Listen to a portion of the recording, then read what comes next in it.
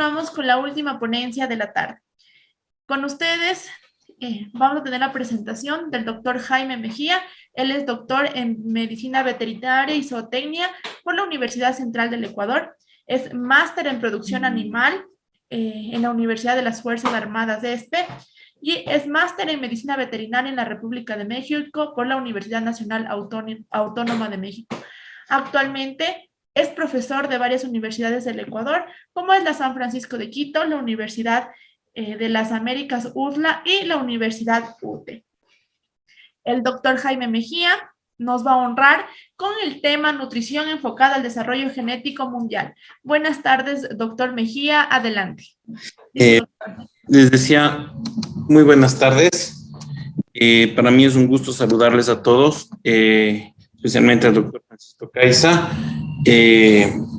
Realmente para mí es un gusto poder conversar un poquito con ustedes y exponer un poquito un pensamiento que yo tengo, ¿no?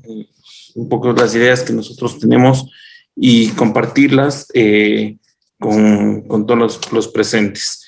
Les comentaba que hace un momento pues tuve un problema con internet. Gracias a Dios me ayudaron aquí en el hospital de la Universidad de San Francisco, pude llegar y me prestaron nuevamente y eso me permitió poder asistir a la plática. Y bueno, vamos a empezar.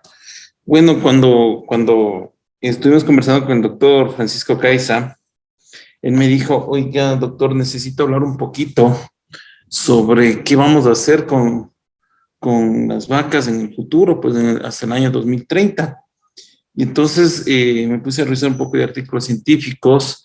Hay gente que ya está trabajando mucho en lo que es cetosis, en los factores de insulina. Hay gente que está trabajando en mejorando inclusive la producción de leche. Y entonces dije, bueno, fantástico que todo esto esté pasando a nivel del mundo, ¿no? Pero quiero realmente centrarme un poquito más en qué va a pasar con el Ecuador, porque es donde vivo y donde quiero vivir todo el resto de mi vida. Entonces, me puse un poquito a analizar un poco de cosas y esta plática también les he pasado a mis alumnos durante todos estos días, compartiendo un poco de ideas que yo tengo, ¿no? ¿Qué es lo que está sucediendo en los últimos años? Esta es una imagen que me la compartió el doctor Pablo Marini hace algunos años y habla un poquito de la realidad de lo que está pasando, ¿no?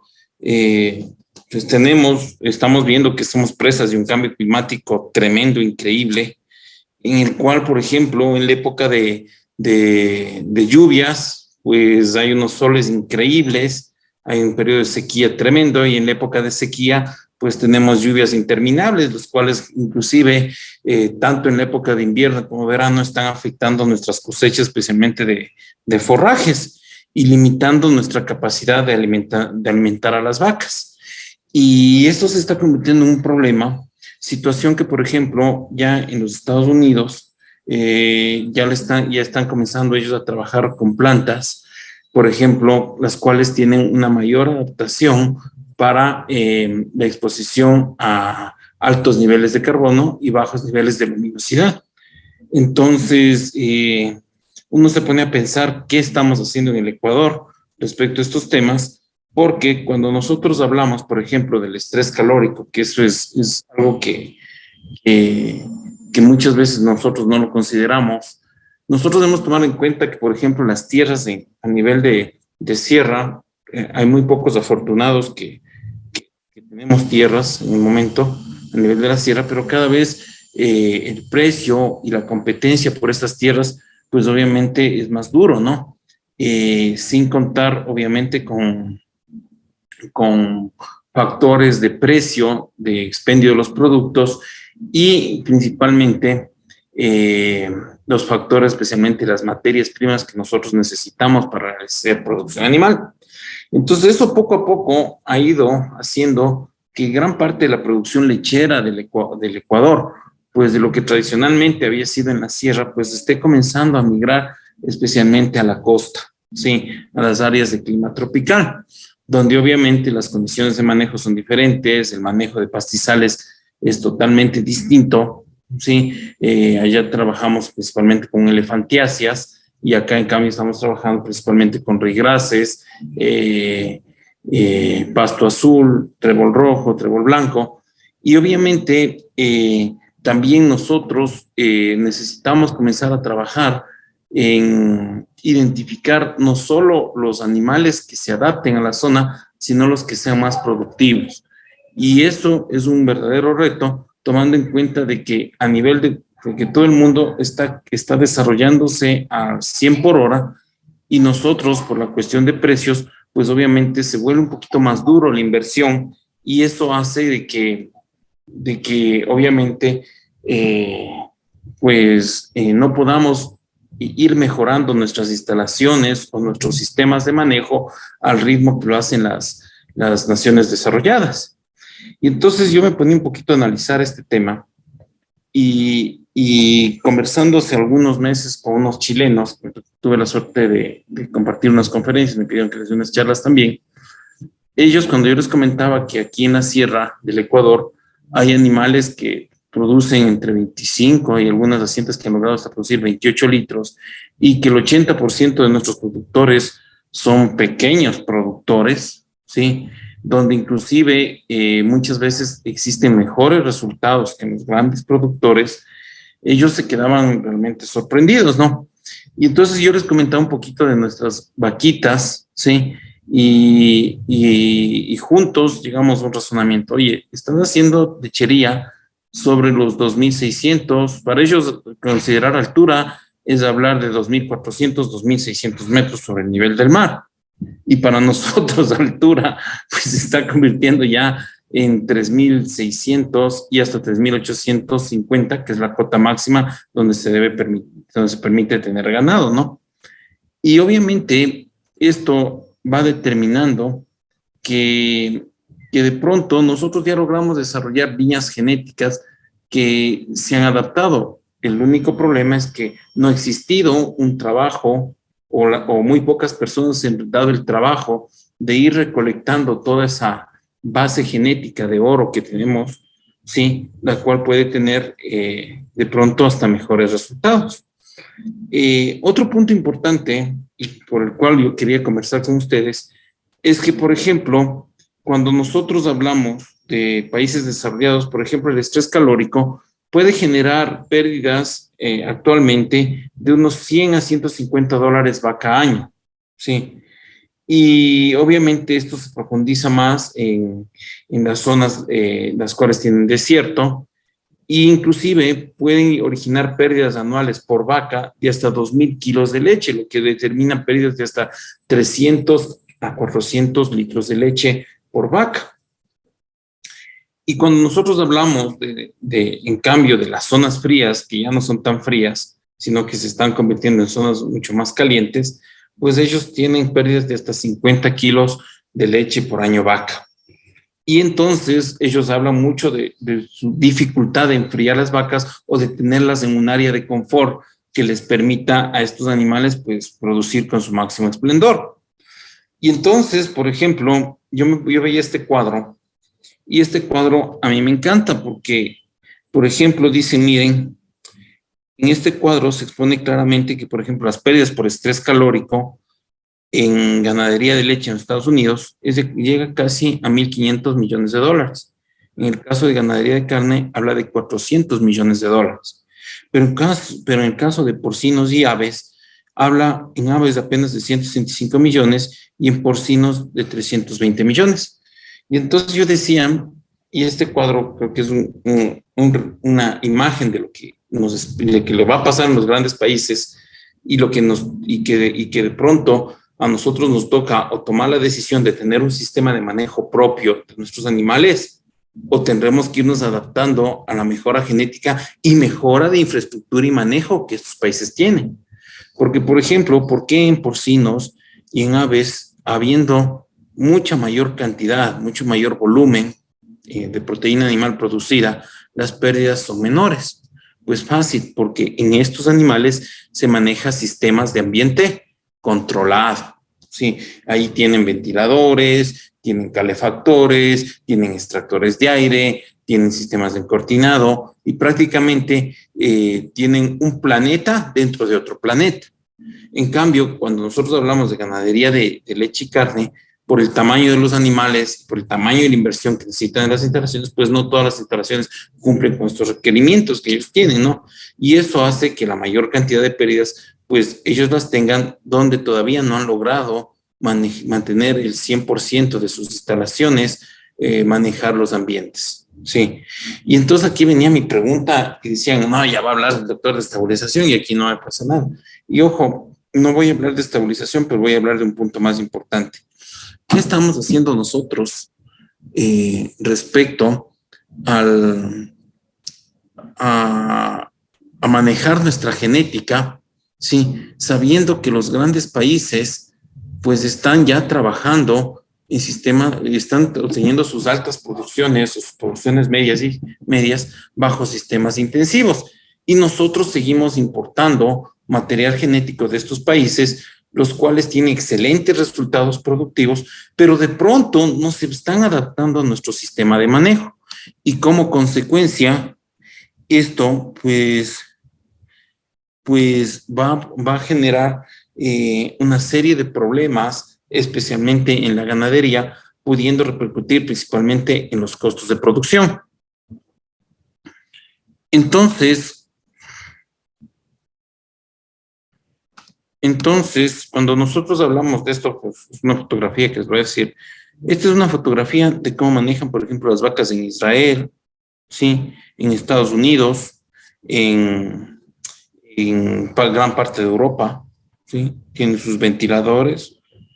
Y, por ejemplo, bajo todas esas condiciones, ellos tienen diferencias que van entre 4 a 5 litros, especialmente cuando los animales inician su curva de lactancia, es decir, entre dos estaciones, una estación de invierno, una estación de verano, y obviamente, a pesar de todos estos controles que ellos tienen estas tremendas diferencias, especialmente en las curvas de producción, que determinan pérdidas importantes en la ganadería.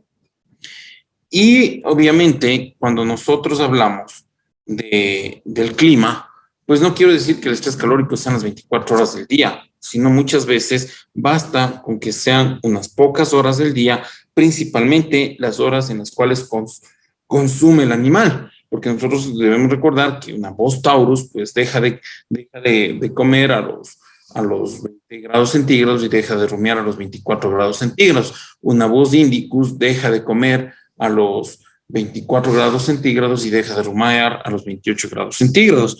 Entonces, esto obviamente va a repercutir en el consumo del animal.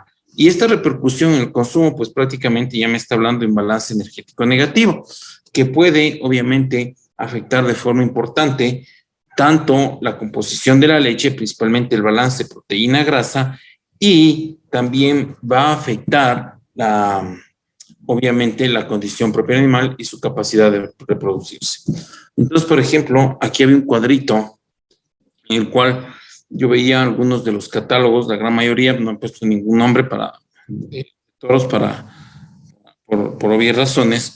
Y entonces, por ejemplo, aquí nosotros vemos que, por ejemplo, hay un mejoramiento de la glándula mamaria, hay un mejoramiento en la producción de leche, hay mayor producción de grasa. Por ejemplo, aquí cuando hablamos de mayor producción de leche, mayor producción de grasa y proteína, lo que en realidad nos está diciendo, oye, tu vaca va a necesitar mayor cantidad de comida, mayor ingestión de materia seca, mayor ingestión de proteína digerible en el rumen y va a requerir, obviamente, que tenga un manejo mucho más especializado. Eso es lo que nos dice este catálogo. Pero lamentablemente, gran parte de la producción en el Ecuador se encuentra en manos de pequeños productores, la cual actualmente no está siendo capacitada al 100%.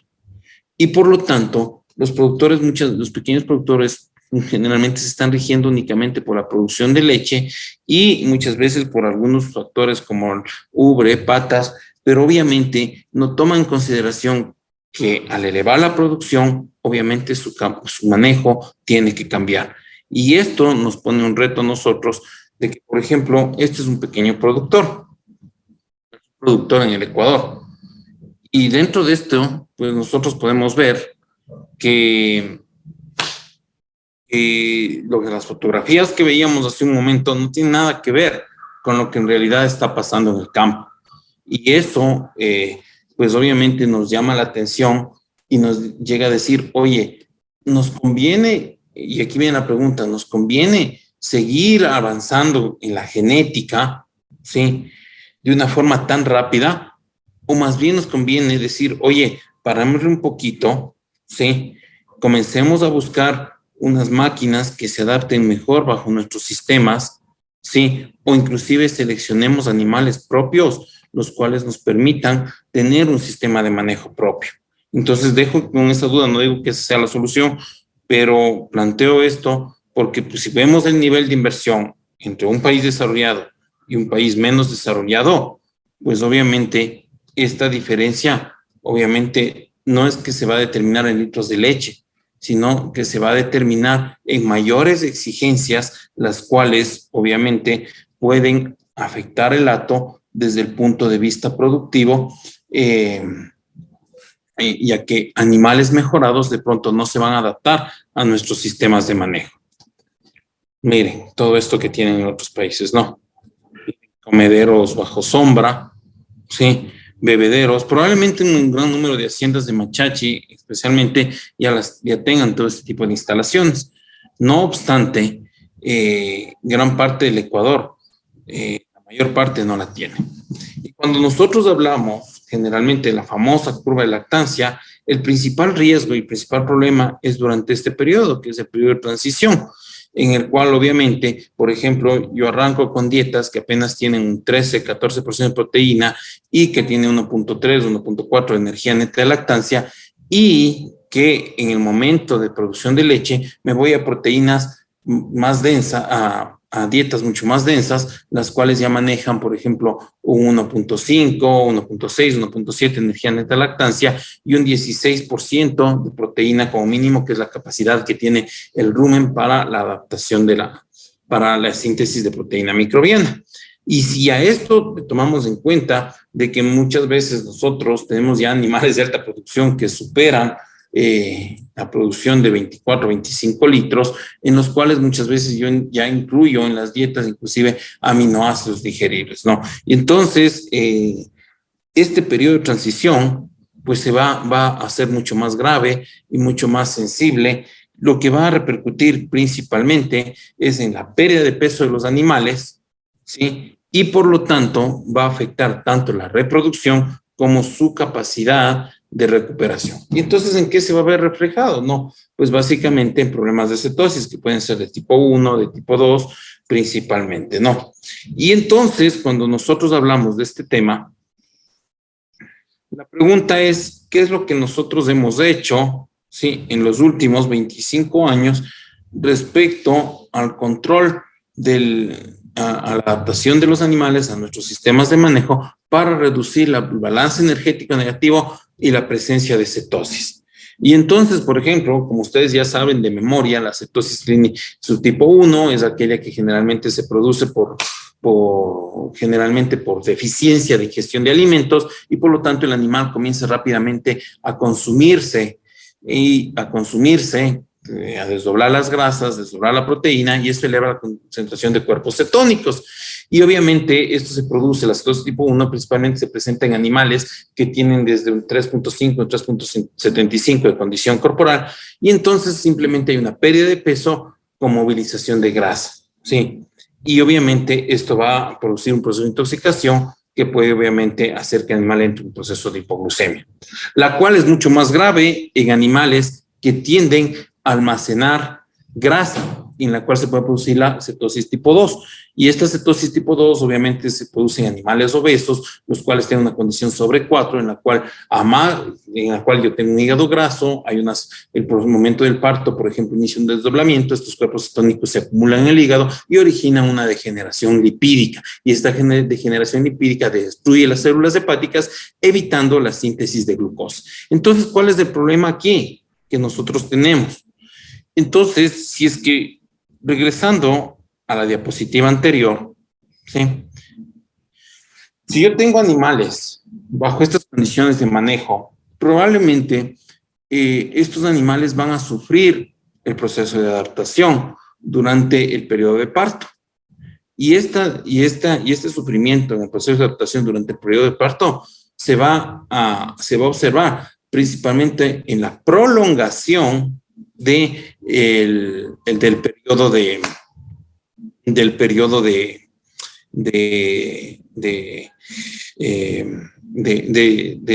del aparecimiento del primer celo, es decir, va a prolongar la presencia de días abiertos.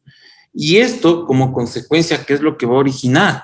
Que los animales no solo pierdan peso y no logren picar o alcanzar los puntos máximos de producción en la primera etapa de la curva de lactancia, sino que a más de ello van a hacer que los animales alarguen sus lactancias y por lo tanto muchas veces la producción de leche de ellos es tan mínima o llega a ser llega a producir menos de lo que necesitan para pagar la ración del día, y esto generalmente hace que yo tenga un número importante de animales secos, los cuales están ganando peso, ya que su periodo de secado se prolonga, que en lugar de ser los 2 meses, se prolonga casi hasta los 4 meses.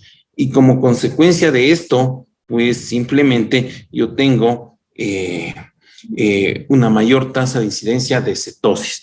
Entonces, como planteamiento respecto a este tema, yo decía, oye, o mejoramos el sistema de manejo, mejoramos la implantación de programas de alimentación, ¿sí? O mejoramos la infraestructura, ¿sí? O hay que ponerle un freno a la genética, ¿sí? Y comenzar a trabajar con lo que tenemos, ¿sí?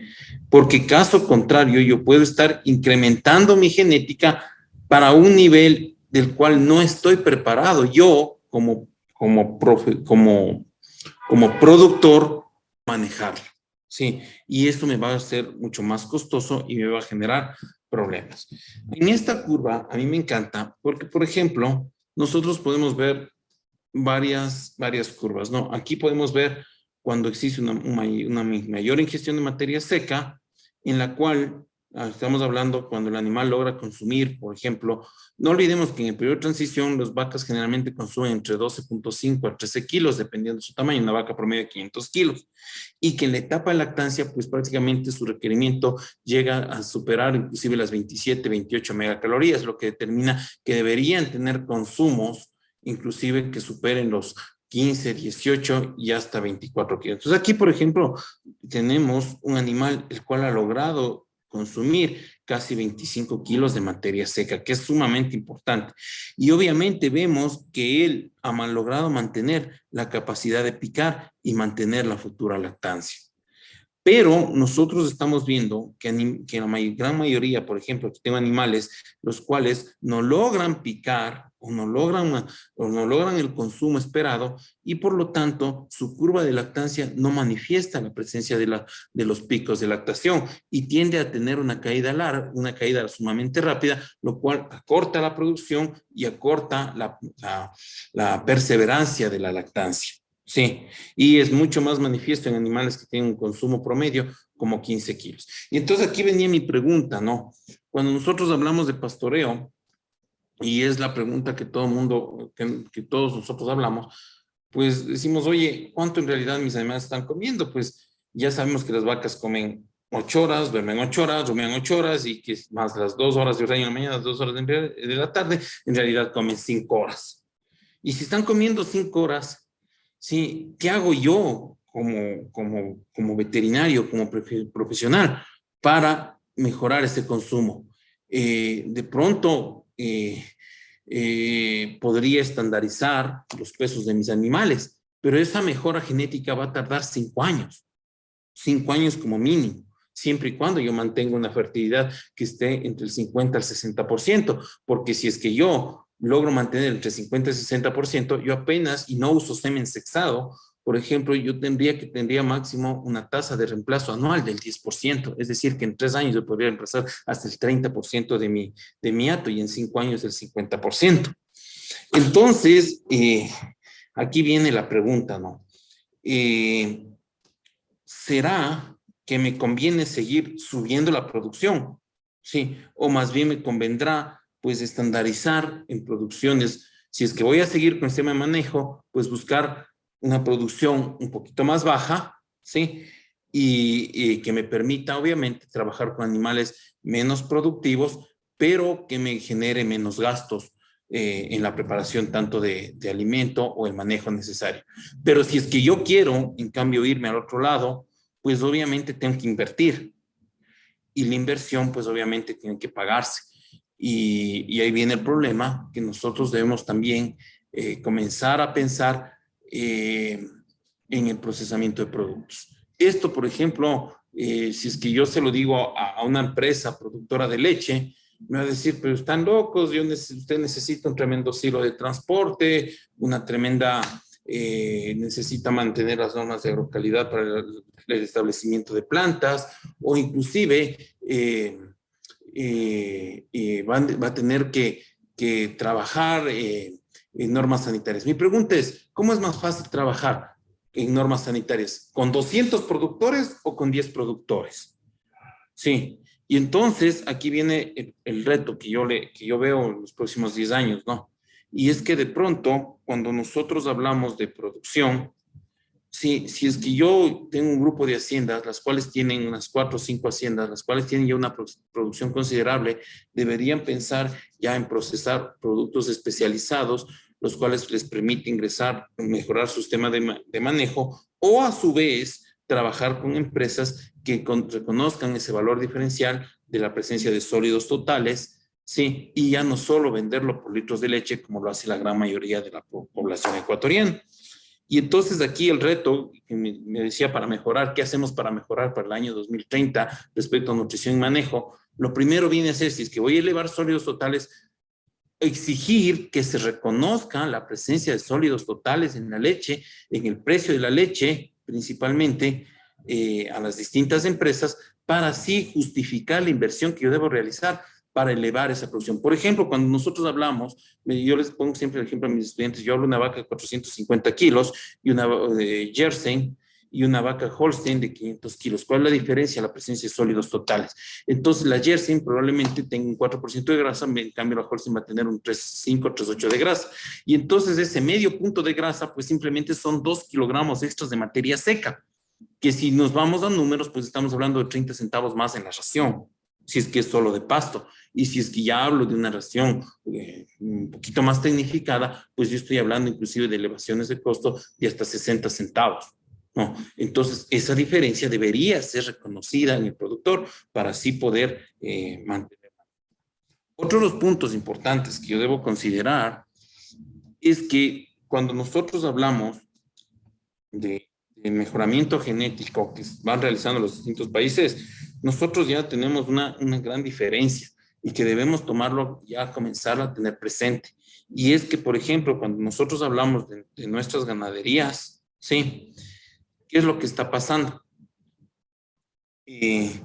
Yo puedo tener, ¿sí? Yo puedo tener dos ganaderías en Estados Unidos, las cuales generalmente no van a tener vacas de 10, 8, 10, 12 partos. ¿Por qué? Porque su tasa de recambio es sumamente alta y entonces genéticamente sus vacas están siendo modificadas para inclusive tener altas producciones, y estas altas producciones pues hacen que al tercer o cuarto parto pues yo ya pueda inclusive descartar o desechar ese animal. En cambio, bajo nuestro sistema de manejo, pues ya viene el primer reto. ¿Cuál es el reto? Que yo debo trabajar con genéticas, líneas genéticas que tengan un alto grado de rusticidad, que me permitan mantener muchas más lactancias. Y aquí viene el reto, ¿no? Por ejemplo, nosotros sabemos de que, por ejemplo, la primera lactancia siempre va a superar a la segunda lactancia en los litros producidos y en la altura de la curva de lactancia. Lo que también nosotros debemos conocer es que los animales de primíparos generalmente van a tener más grasa que los animales multíparos, y eso ya lo conocemos todos y es de dominio público. El reto que viene es que si es que nosotros tenemos vacas con más lactancias, pues obviamente, ¿cuál es el largo de esta lactancia? Sí, y hasta qué momento me conviene a mí tener una vaca en función de la perseverancia que tenga esta lactancia ¿sí? Manteniendo la concentración de sólidos grasos y proteína. Entonces, eso es un trabajo largo que tenemos que realizarlo.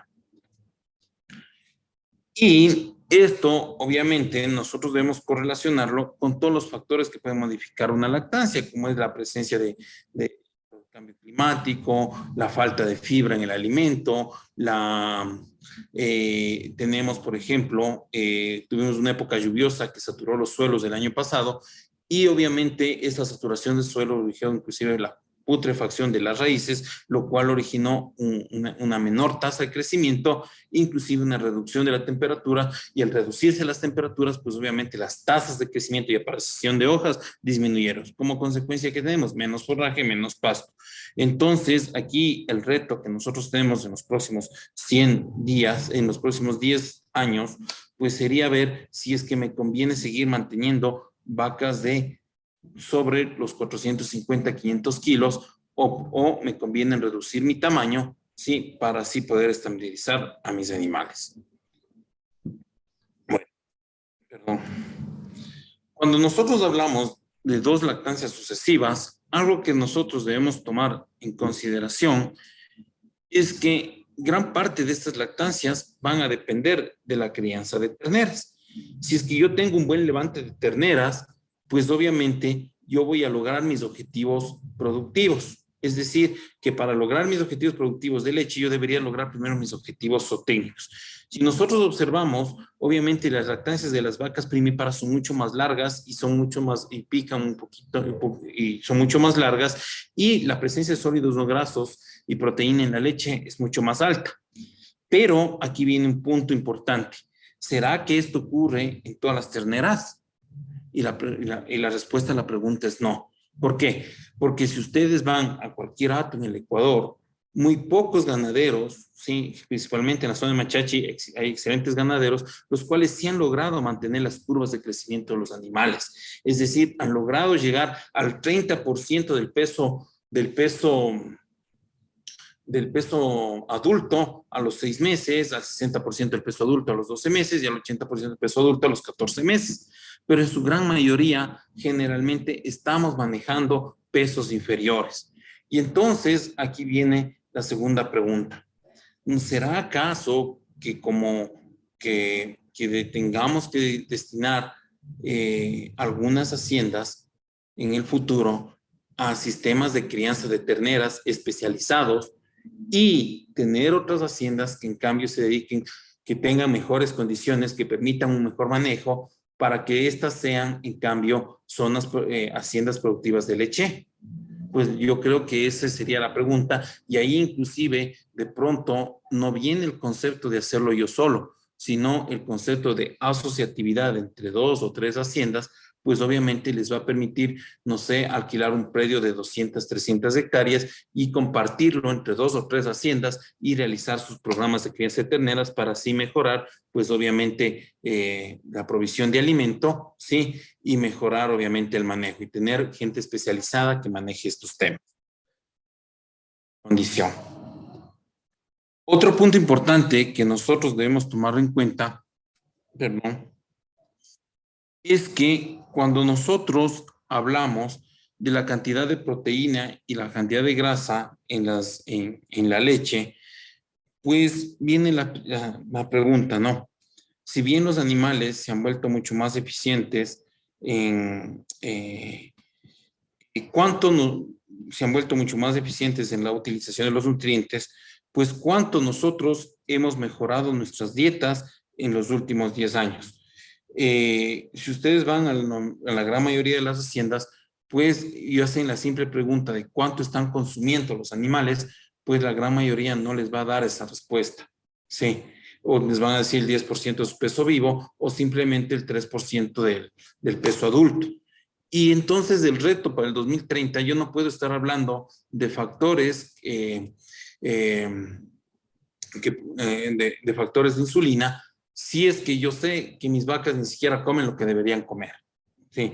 Entonces, el principal reto es pasar de una cultura en la cual no tenemos información básica a una cultura en la cual ya manejamos registros de producción de potreros, el establecimiento de las curvas de crecimiento de las pasturas, como ya lo hacen algunas haciendas muy serias, y principalmente el establecimiento de y controlar los volúmenes de producción, saber cuánto forraje voy a producir al año, ¿sí? Y para que no llegue el,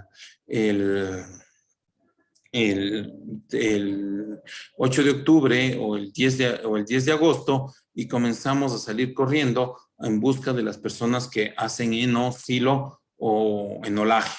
Y no tengamos esa planificación, lo cual nos hace que muchas veces paguemos precios que son mucho más altos a los que en realidad cuesta esa materia prima, ¿sí?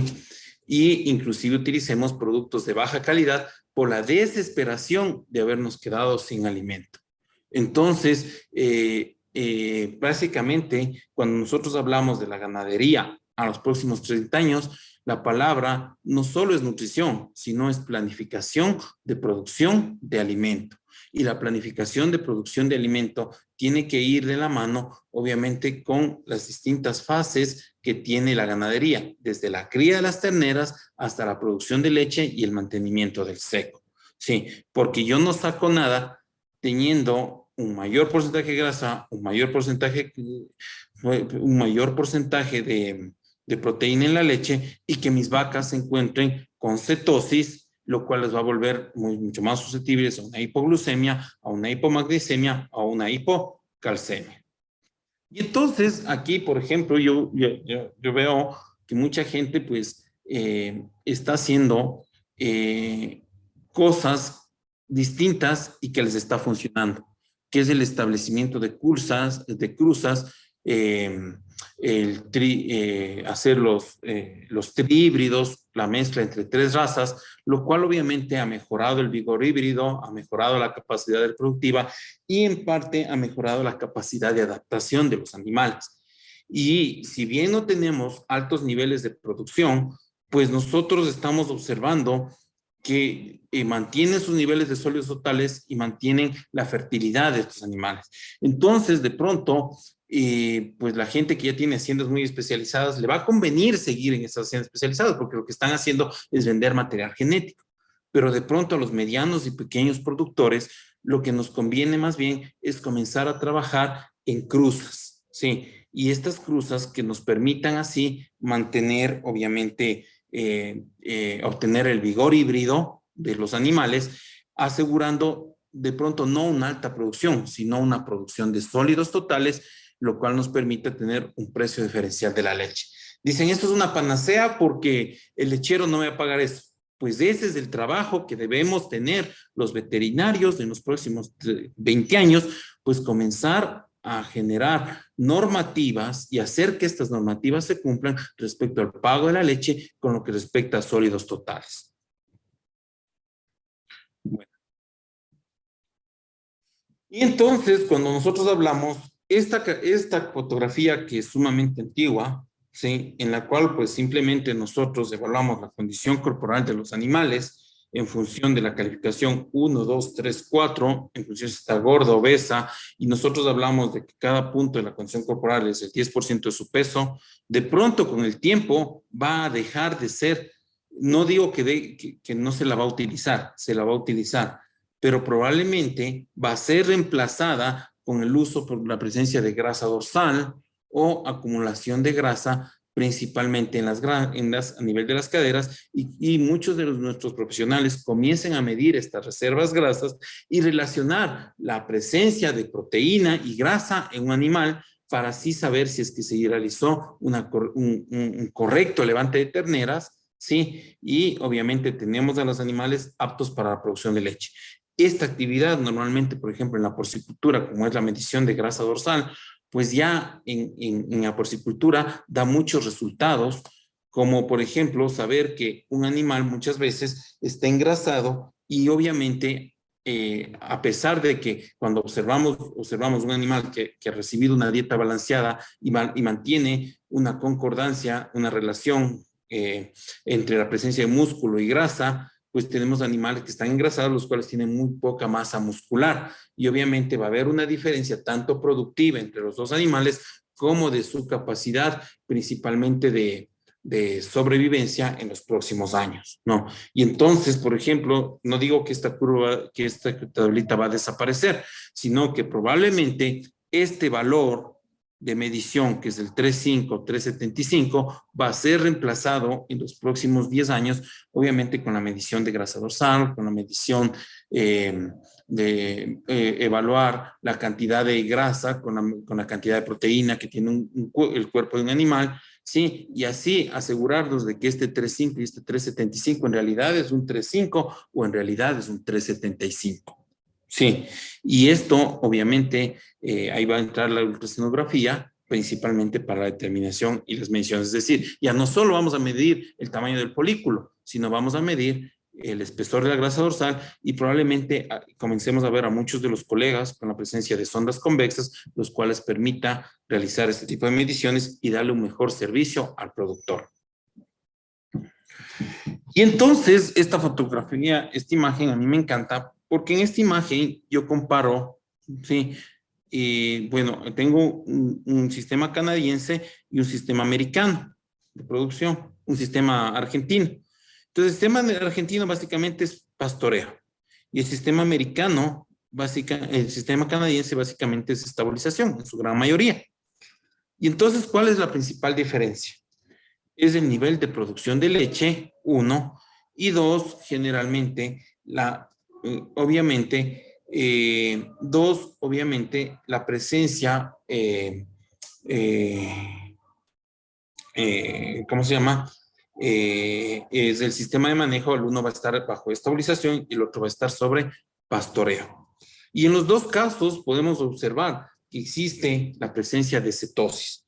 Y entonces la cetosis, pase un año, 10 años, 20 años, generalmente va a seguir siendo un problema en el periodo de transición, es el manejo principalmente del balance energético negativo.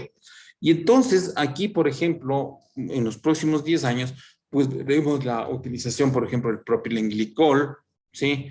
Como para tratar de mejorar la hipoglucemia en los animales durante el primer periodo, primer tercio de lactancia, o inclusive vamos a ver el establecimiento de lotes o grupos de animales. Y para mí, por ejemplo, hace algunos días tuve el gusto de observar un querido profesional joven quien ya está trabajando con dietas TMR, haciendo una dieta mixta, pastoreo más TMR, tratando de así cubrir el requerimiento nutricional, principalmente durante la primera etapa de la curva de lactancia, para reducir el impacto del balance energético negativo, la incidencia de cetosis en la primera etapa. Entonces, aquí viene el primer reto. Y entonces, les quiero mostrar un pequeño video de un ratito.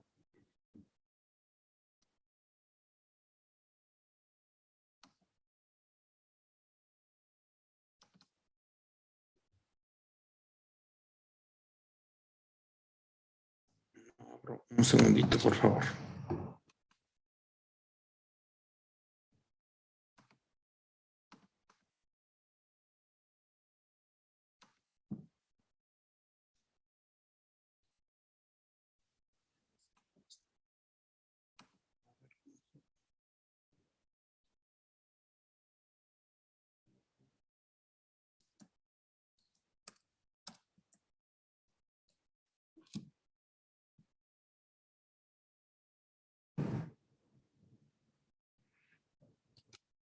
Y entonces, perdón que les haga esto, ¿no? Les voy a compartir.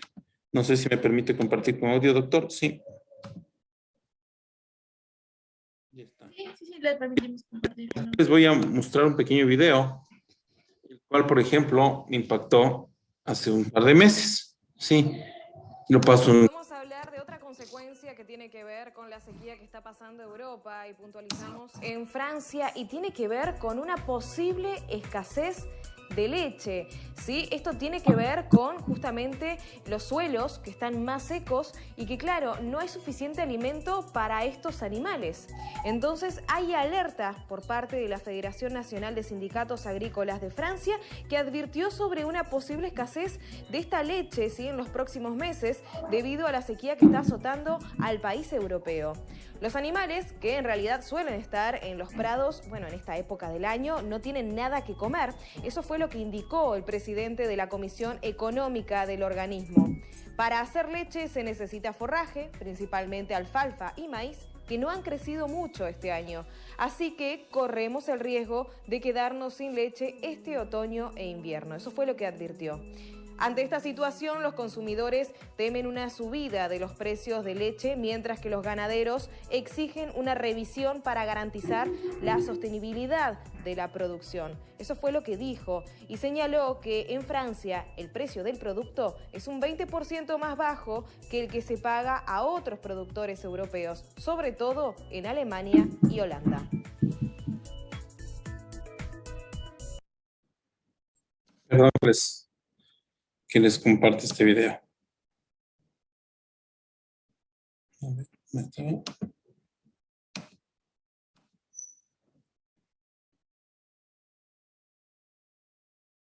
Y entonces,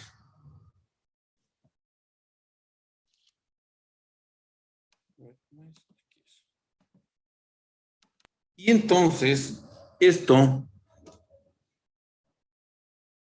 lo que va a hacer, primeramente, todo este proceso nos hace pensar sobre la capacidad productiva de un animal, ¿sí? Nos hace pensar sobre lo que es tener una alta producción, lo que es tener una baja producción, ¿sí? Y, por ejemplo, nos hace pensar inclusive en los procesos, obviamente, y en la capacidad y principalmente en la reproducción de estos animales. Y entonces, aquí hay un trabajito en el cual, obviamente, pues podemos observar, sí, aquí está cambiado, ¿no? Es al revés, es alta producción de este lado y baja de este lado. Y entonces, aquí podemos observar que, por ejemplo, cuando nosotros elevamos la producción, pues obviamente los animales van a tener una menor tasa de detección de celos, van a tener generalmente una menor capacidad de capacidad de fertilidad, de aprovechar esos celos, y pueden incrementar inclusive sus días abiertos, incrementando la presencia de patologías. Entonces, aquí viene el trabajo que tenemos que hacer nosotros. El primer trabajo que nosotros tenemos que hacer es que, por ejemplo, ya el veterinario, pues lo que va a tener que trabajar es con nitrógeno ureico sanguíneo y nitrógeno ureico en leche. Sí, es decir, tienen que tomar atención al NUS y al NUR, y en base al NUS y al NUR, puedes determinar si es que una dieta está balanceada o no está balanceada. Simplemente tomando en cuenta principalmente la relación de la proteína en la leche, generalmente con la cantidad de nitrógeno, lo cual generalmente cuando esta cantidad se encuentra entre 12 a 18 miligramos por 100 mililitros, pues lo que nos está indicando que la dieta está balanceada. Sí. Y entonces, obviamente, esta forma de nosotros tomar, hacer un seguimiento y un monitoreo del nitrógeno ureico sanguíneo en las vacas o el nitrógeno ureico en leche, que lamentablemente todavía no se hace en el Ecuador, sí, nos va a indicar si es que estamos manejando correctamente las dietas o no estamos manejando correctamente las dietas. Y esto obviamente va a repercutir sobre las patologías podales, va a repercutir sobre la sanidad, sobre la presencia de hipocalcemia, sobre las bajas de consumo. Y entonces, ¿qué es lo que más tenemos que hacer?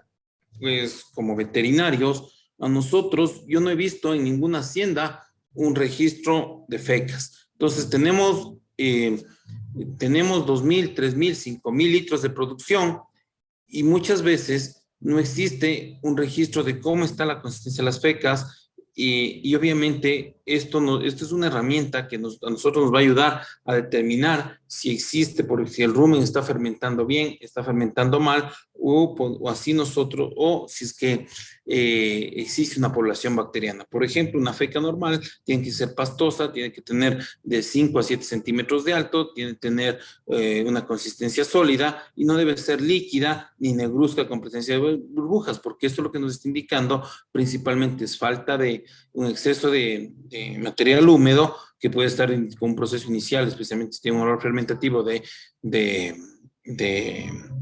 acidosis, y aquí ya tenemos una acidosis, la cual inclusive ya tiene daño en los tejidos.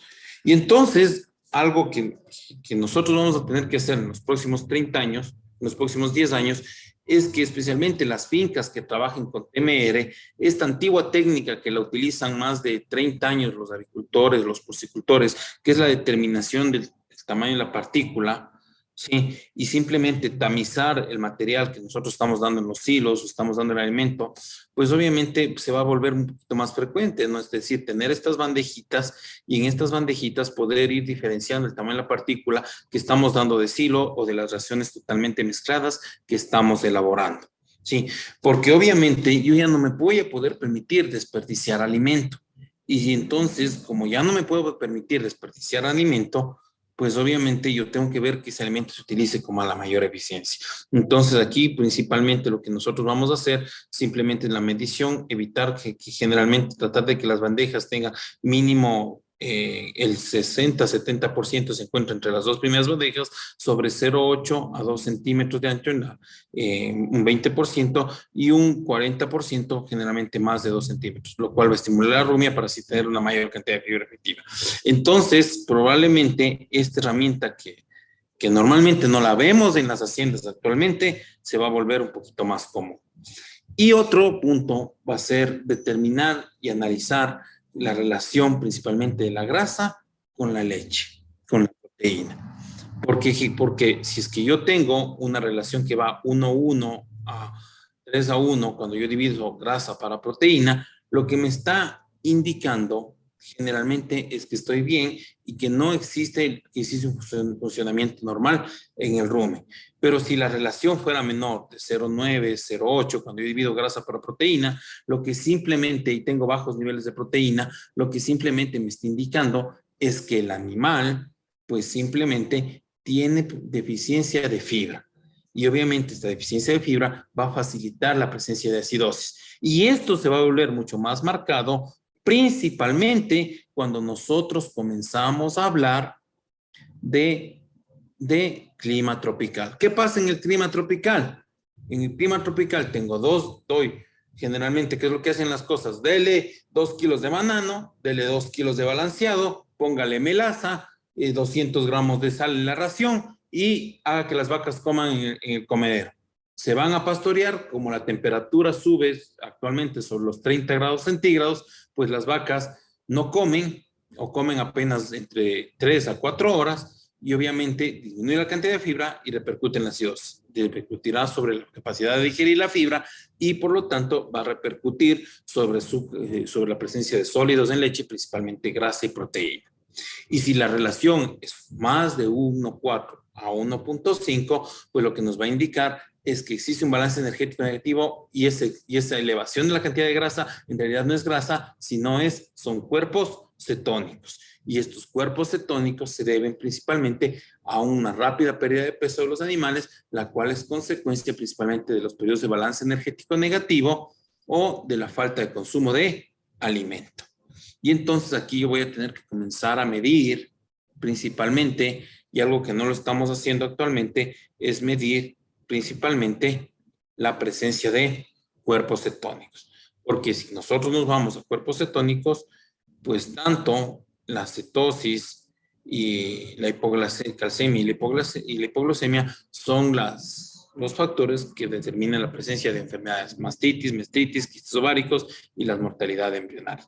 Entonces, cada vez va a ser más normal ver estas fincas, ¿sí? Con sistemas de semi-estabilización de pronto, no digo estabilización completa, sino semi-estabilización, o sistemas en los cuales, pues, o corrales en los cuales vamos a ver una mayor provisión de alimento, inclusive raciones totalmente mezcladas para tratar de cubrir las deficiencias de consumo que ocurren por mal manejo del pastoreo. No digo que el pastoreo sea malo, digo que existen malos manejos de pastoreo, los cuales pueden afectar los consumos. Y esto obviamente va a repercutir también con la ingestión tanto de energía como de proteína como de calcio. Y entonces aquí viene el siguiente punto que vamos a ver mucho más en los próximos años. Ustedes saben lo que está pasando en Europa, que es la presencia de una guerra, y obviamente a todos nos ha dado duro que cuando vamos al almacén agropecuario, nos vamos a cualquier proveedor de fertilizantes, pues hemos visto precios de 70, 75 dólares, 78 dólares del fósforo y de los minerales que utilizamos para la fertilización, como consecuencia de una guerra que está pasando actualmente. No digo que eso va a durar 10 años, pero sí para que vuelvan a los niveles normales de los precios, pues sí va a tardar un tiempo.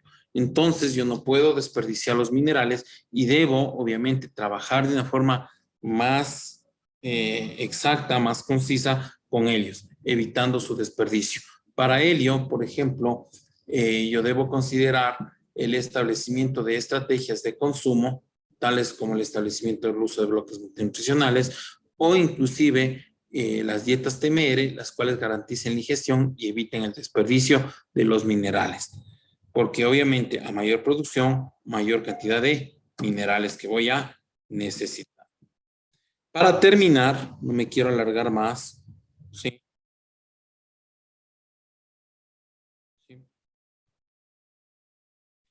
¿Qué es lo que nosotros debemos tomar en cuenta? Me voy a saltar unas 2 diapositivas.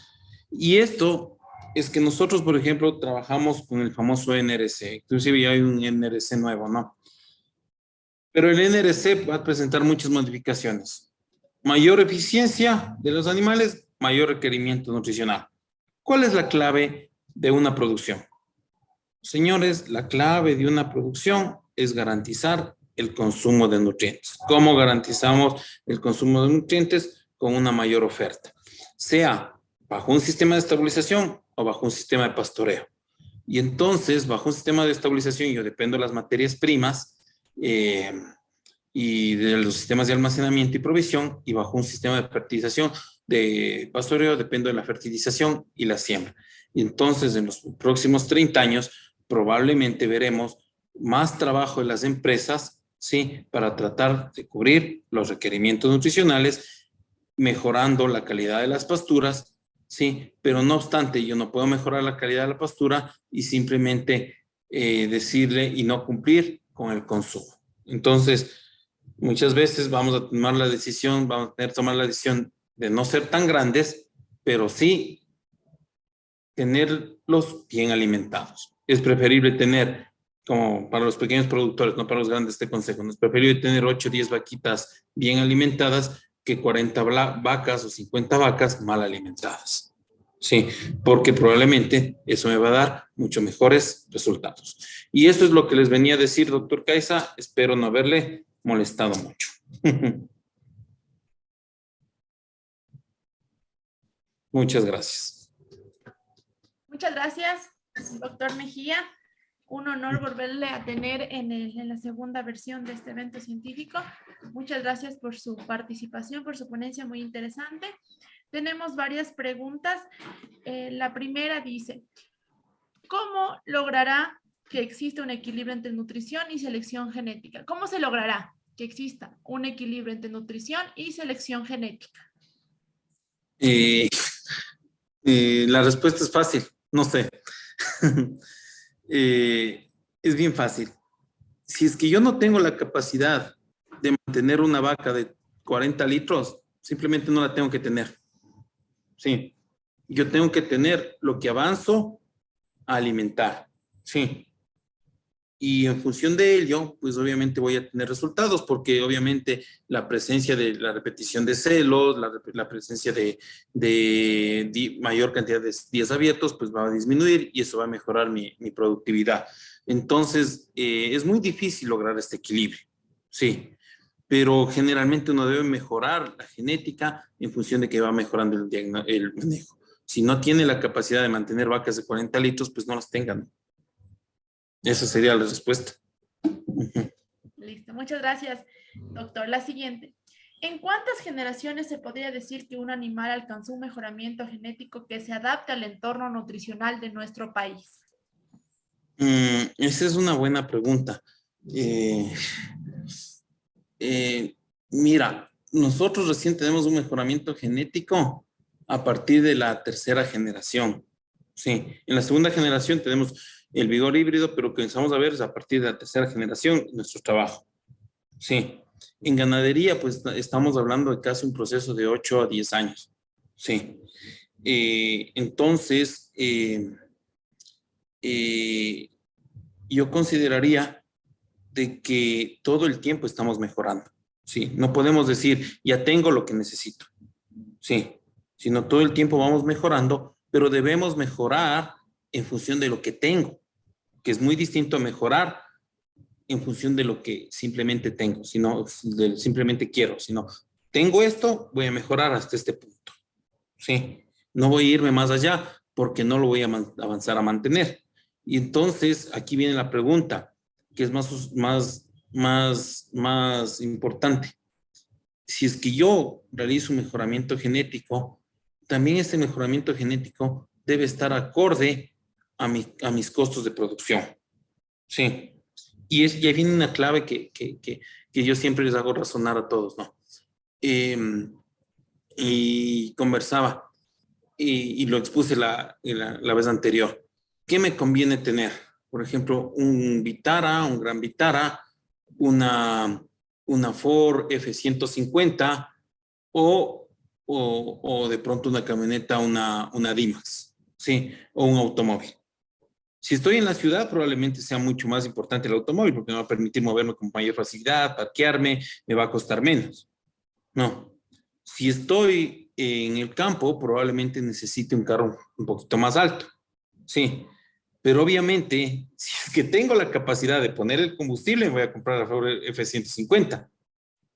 Pero si no me alcanza para poner el combustible a la Ford F-150, si no me compro un F-150, prefiero comprarme un Vitarita. ¿Sí? Y entonces es lo mismo en la ganadería. ¿Sí? Uno debe ir mejorando sus animales en función de lo que va teniendo. ¿Sí?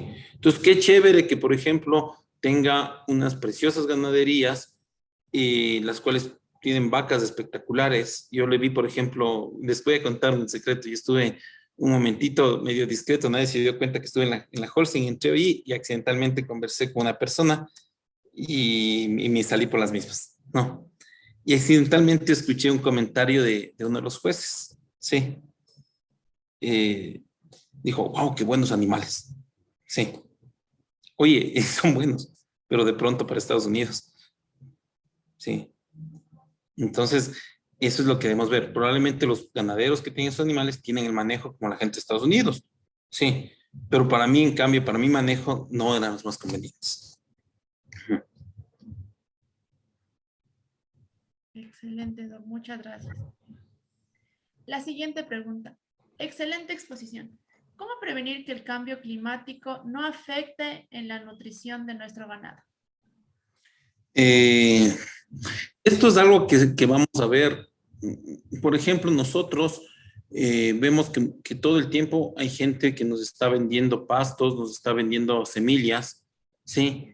Pero cada vez, por ejemplo, en los países que han logrado, que han mejorado sus objetivos, vemos el trabajo continuo que va realizando el INEA, el INTA, el ICA o el INRA, ¿no? En los cuales ya observamos, por ejemplo, los distintos bancos forrajeros, las mejores adaptaciones de pasto, y obviamente eso va indicándonos qué pasto me va a funcionar mucho mejor en mi propiedad. Probablemente en algunos años vamos a ver que las empresas productoras de pastos comienzan a tener pequeñas parcelas en todas las zonas lecheras, ¿sí? Y nos van a comenzar a ver, y ellos mismos se van a dar cuenta que van a comenzar a trabajar en los pastos que se adapten mejor, y ya no solo en el volumen y el precio, sino van a comenzar a hacer este trabajo, el cual obviamente nos va a ayudar a tener una mayor provisión de alimento. Sí, obviamente que la respuesta sería formulemos, pero formulemos con qué. Sí, era lo que yo les decía. Ayer, por ejemplo, estaba hablando sobre un curso sobre materias primas y alguien me pidió que hable un poquito de TMR. Y como materia prima, por ejemplo, hay una materia prima que es lindísima, que es la cascarilla de soya. ¿Cuál es el problema? Que no hay aquí. Sí. La pulpa de cítricos no hay aquí. Sí. Entonces yo debo comenzar a trabajar con lo que tengo. Y lo que tengo es la respuesta. Sí. Ir trabajando. Porque no me puedo disparar y decir, oye, yo quiero traer esto, quiero traer el otro. No. Vamos con lo que tenemos y con esto arrancamos y vamos ahí incrementando y vamos viendo qué es lo que funciona. Lo que pasa es que mucha tecnología que probablemente funciona afuera no necesariamente va a funcionar aquí. Sí. Debemos aprender, observar, probar en chiquito y cuando funciona, hacerlo grande. Sí, pero despacio, paso a paso. Justamente relacionado a eso va la siguiente pregunta. ¿Qué alimentos alternativos que hay a disposición en el Ecuador usted recomendaría? ¿Qué alimentos alternativos? En la costa son benditos porque se están comenzando a ver mucha producción de cítricos y ahí comienza ya a salir pulpa de cítricos, ¿no? Entonces eso es una ventaja. En la sierra viene el problema porque generalmente no hay siembras, no hay cosechas y aquí el silo es una excelente alternativa, pero el silo bien hecho, sí, no lo que te venden normalmente, por ejemplo, si es que no tiene el color, el olor y no tiene grano, pues obviamente es un silo de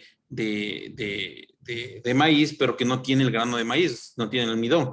Entonces, con el tiempo, yo creo que es un trabajo que lo va a ir haciendo alineado, es obviamente comenzar a, no sé, hacer ferias de silos, inclusive mejorar la calidad de materias primas como heno, enolaje, ensilaje, porque actualmente se venden estos productos, pero no existe un control de calidad sobre los mismos. Por ejemplo, fuimos a ver, yo vi recientemente un ensilaje, un enolaje, perdón, el cual era un pasto que seguramente tenía más de 70, 80 días. Obviamente el valor nutritivo era cero, ¿no?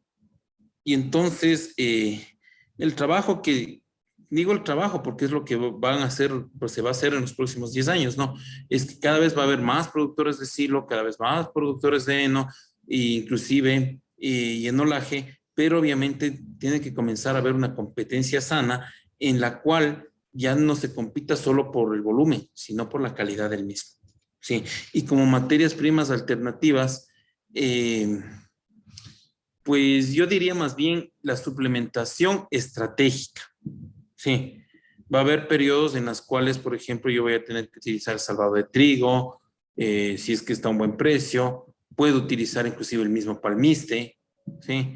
Puedo utilizar el que no me gusta, por ejemplo, es el afrecho de cerveza, sí, porque obviamente el alto contenido de humedad. Pero entonces aquí vamos a ver que obviamente en México, por ejemplo, varias de las empresas no solo suministraban concentrados, sino también materias primas.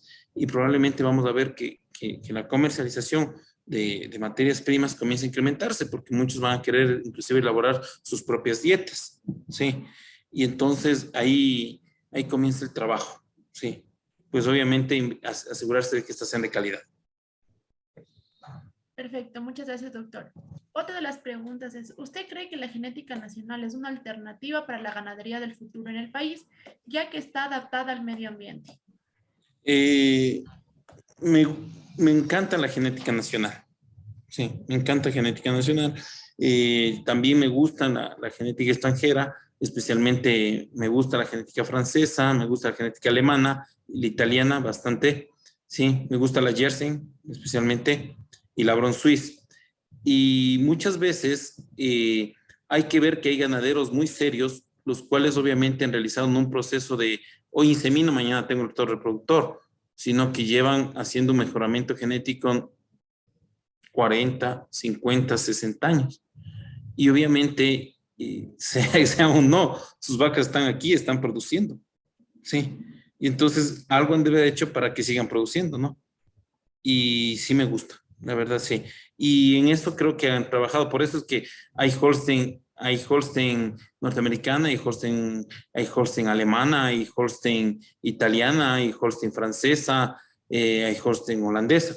porque a la larga es lo que debemos hacer, es ir viendo nuestros animales, ¿sí?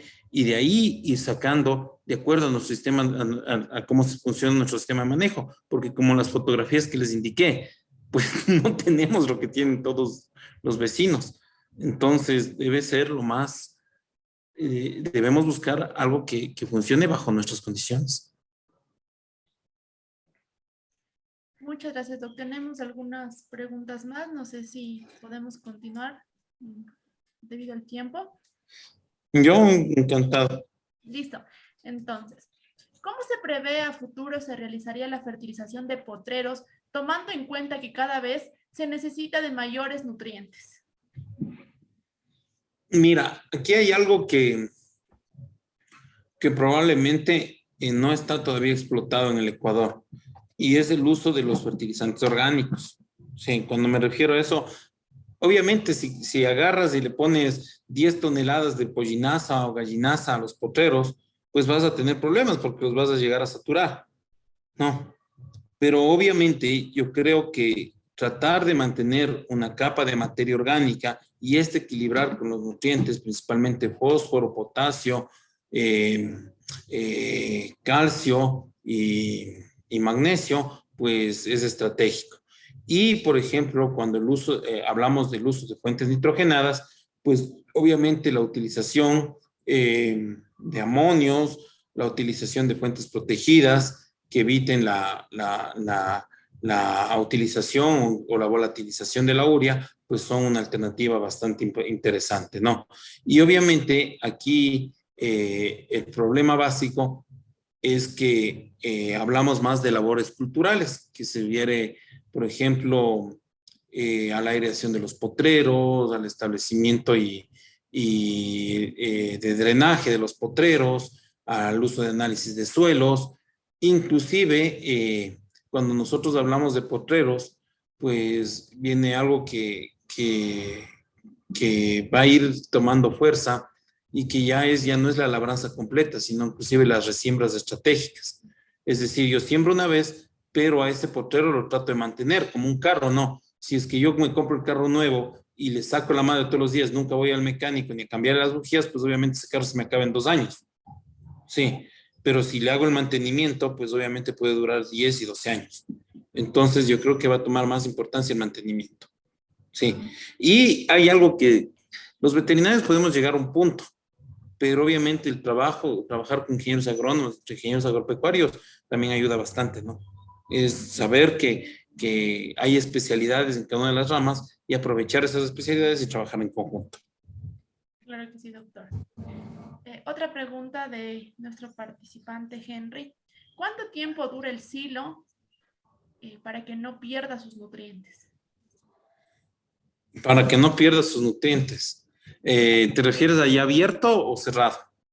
¿Nos podría dar los dos Ya, datos? bueno, cuando nosotros generalmente elaboramos un silo, si ha sido bien compactado, bien manejado, pudiera durar hasta 1 año y medio, 2 años.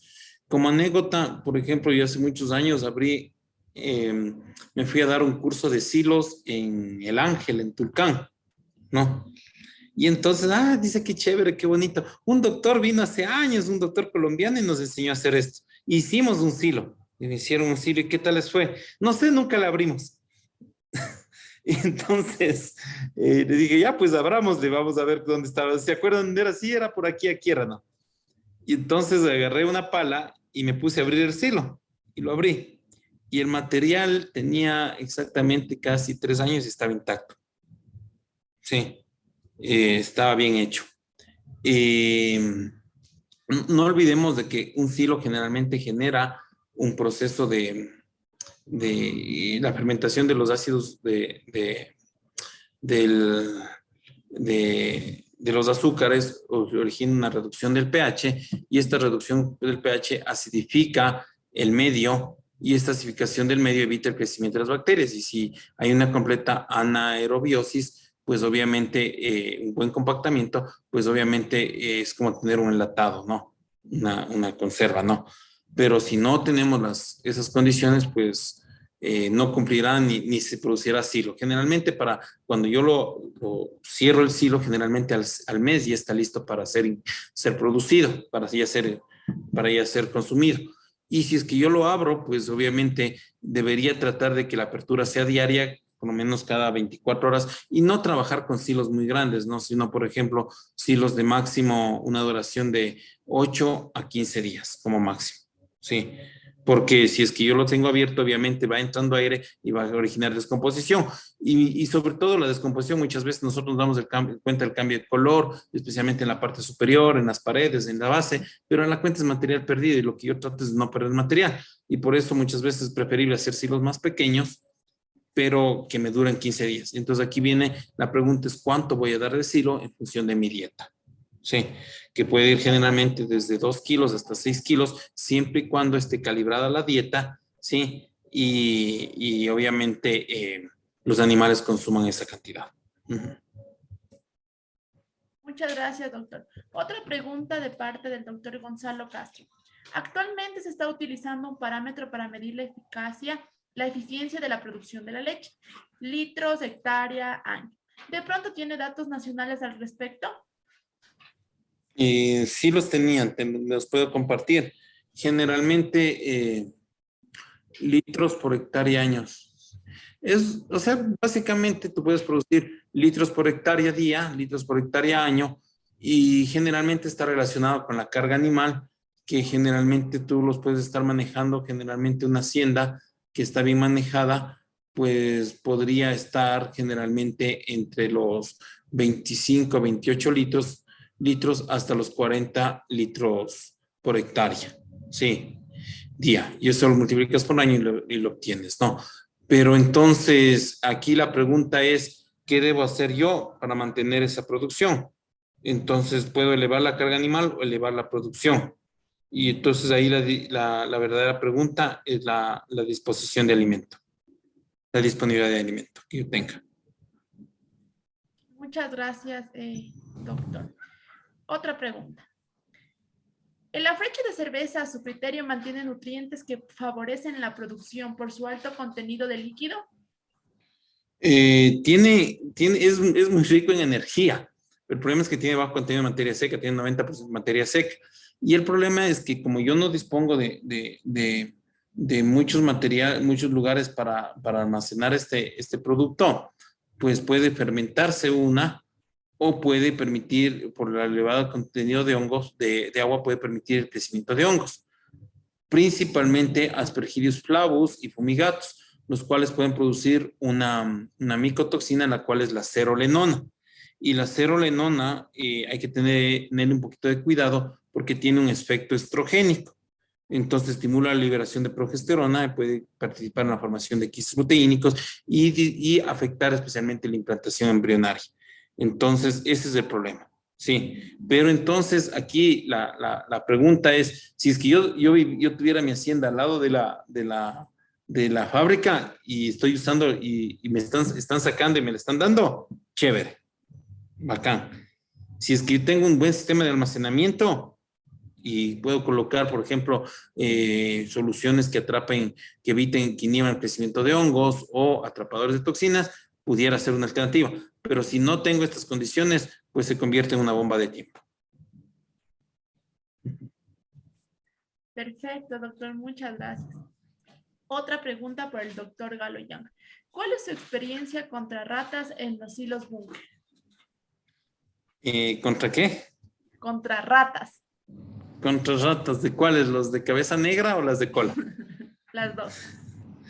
Bueno, las de cola, generalmente aquí tú puedes hacer algo, ¿no? Prácticamente, bueno, generalmente para el control de roedores tú realizas un mapeo zonal, generalmente donde las ratas han caminado, generalmente no crea pasto, no crece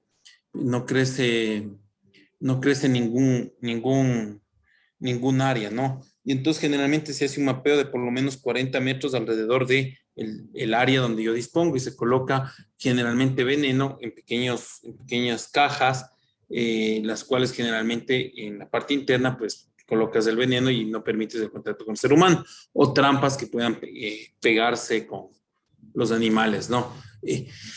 Aquí el punto básico es que donde hay ratas puede haber leptospirosis y tuberculosis. Entonces, ese es uno de los principales problemas con las ratas. En Israel, por ejemplo, sí, si es que tú sabes, yo ahí tenían las materias primas al ambiente, no tengo una fotografía aquí, pero ¿saben cuál era su medio de control allá? Los gatos. Sí. Entonces, obviamente, los gatos bien manejados, bien desparasitados, vacunados y con control veterinario, ¿no? Funcionan bastante bien. Sí, pero más que todo, la limpieza. La limpieza es básico y eso es lo que realmente ayuda. Muchas gracias, Doc. Tenemos una pregunta más. ¿Qué opina usted de la recuperación y uso de pastos y forrajes autóctonos del Ecuador? Es un tema en el cual estamos en pañales.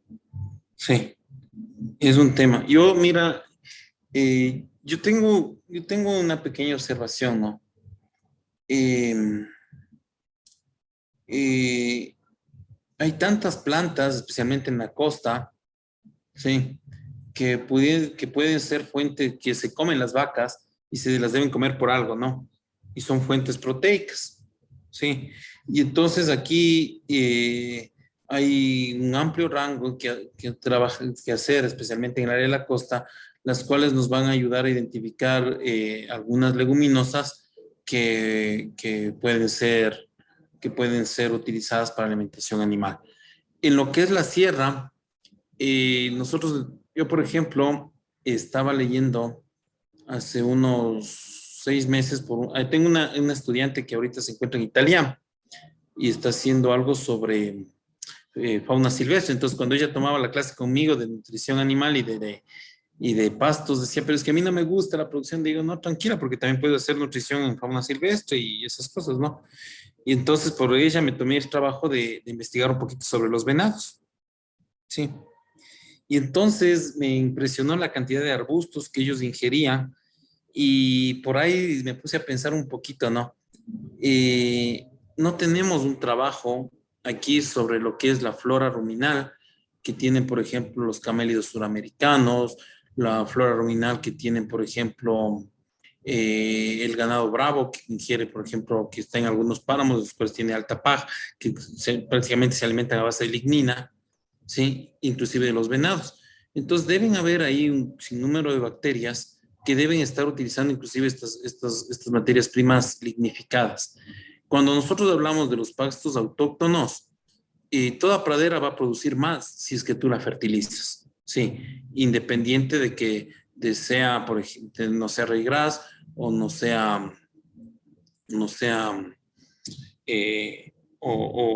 sea el olco, ¿no?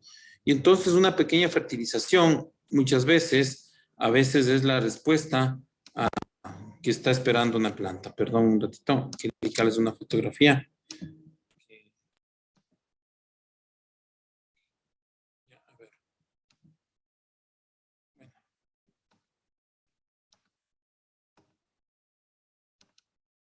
Bueno, yo comencé un poquito, y bueno, mi papá tiene una pequeña propiedad, y yo comencé a fertilizar un poquito más el olco, y de golpe me di cuenta que tenía más alimento del que yo necesitaba. Se me comenzó a pasar en gran cantidad. Actualmente estoy cambiando mi sistema de producción, ahora ya no hago crianza de tenas, estoy tratando de hacer leche, y pues es otra experiencia, ¿no? Pues estoy ahorita un poquito complicado con los pastos por el exceso de lluvias y por todas las consecuencias, y es otro sistema de manejo, pues que ahí busco pastos tiernos. En este caso buscaba pastos con 13 a 14% de proteína y 1.3, 1.4 de energía. Entonces no eran tan exigentes.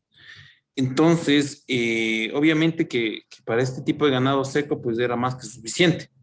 Y entonces digo, los pastos deben estar en directa proporción con qué es lo que yo estoy produciendo y el requerimiento nutricional.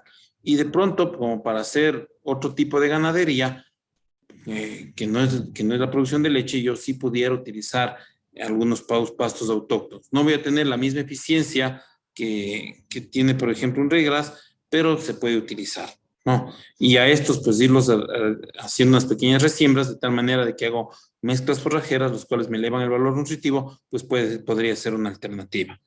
Pero en general, pues todo pasto fertilizado va a tener una mejora en la calidad que tenga. Sí. Excelente, doctor Mejía. Ya no hay más preguntas, hay felicitaciones. Bueno, yo tengo un pequeño comentario final. Sí. Claro que sí. Yo tengo un pequeño comentario final. ¿Cuál es? Nunca se puede criticar a un productor. Hasta el más pequeño productor uno se aprende. Sí, desde el más pequeñito. Esto lo aprendí yo hace muchos años cuando recorrí la zona de Ambato, especialmente la zona de Píllaro. Sí, la zona de Píllaro pues ha sufrido un proceso de parcelización donde ya tienes parcelas muy pequeñitas, ¿no? Donde los productores tienen 3, 4 vaquitas como máximo. Y yo me di el trabajo de hacer una serie de conferencias en ese tiempo en el cual alcanzamos más de 2,000 personas, uno por uno visitándolos. ¿Sí? Y resulta que yo me encontraba con vacas de 28, 29, hasta 40 litros por ahí, y en buen estado, ¿no? Y entonces yo me di cuenta, y ellos manejaban bajo un sistema de sogueo, ¿sí? Sogueo y con 40 litros de leche, la vaquita. Wow, es que yo me quedaba boca abierto. Entonces aprendí de que muchas veces, por ejemplo, ese es un sistema intensivo, en el cual, por ejemplo, ellos iban moviendo sus animales y manejaban mucho mejor su pastura, evitaban el desperdicio, el pisoteo, y obviamente era un cuidado individualizado. Entonces, ¿cuál fue la conclusión? Si yo mejoro el manejo, mejoro la provisión de alimento, voy a tener mejores resultados. Y eso no me lo enseñó un grandote, me lo enseñó un chiquito. Y eso hay que tomarlo mucho en cuenta. Excelente reflexión, doctor. Como le comentaba, ya no hay preguntas, hay felicitaciones. Excelente ponencia, felicitaciones, doctor. Entonces, queremos agradecerle, doctor Mejía, por su exposición de parte de la empresa Produbiogencia y del doctor Francisco Caiza. Agradecemos su presencia, su presentación y su tiempo.